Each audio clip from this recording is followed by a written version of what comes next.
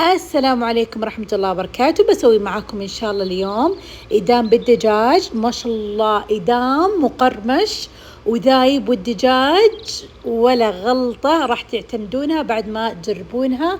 ويلا نشوف الطريقة. أول شيء هنا عندي بطاوة، طبعا كل شغلنا بالطاوة، ما راح نستخدم لا قدر ولا شيء.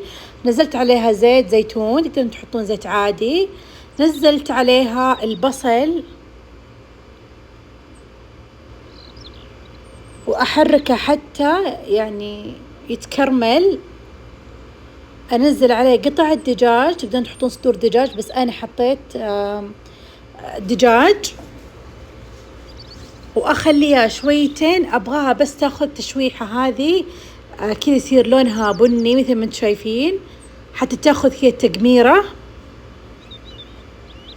وأخليها بس تتقمر من الجهة الثانية. وأنزل عليها البهارات، بديل ماجي، بابريكا، فلفل أسود، وبهارات، وبودرة الثوم. وأنزل عليها الخضار، حطيت هنا فلفل رومي وكوسة وجزر وبطاطس. طبعا أحطها وأحركها مع بعض.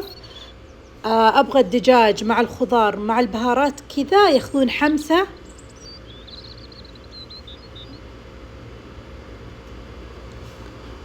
تقريبا أخليها دقيقتين، وأنزل عليها الموية المغلية. أخلي الموية حتى تتعدى الدجاج وتتعدى الخضار.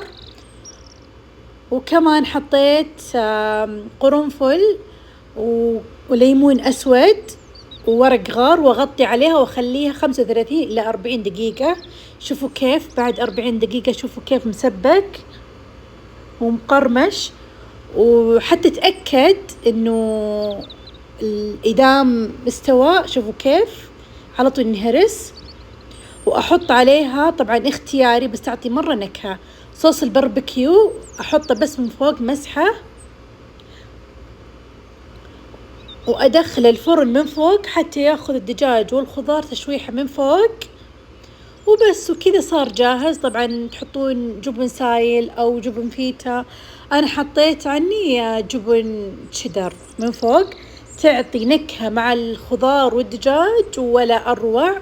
وكذا صار الإدام جاهز، ما أوصف لكم قديش لذيذ، وبالعافية علينا وعليكم.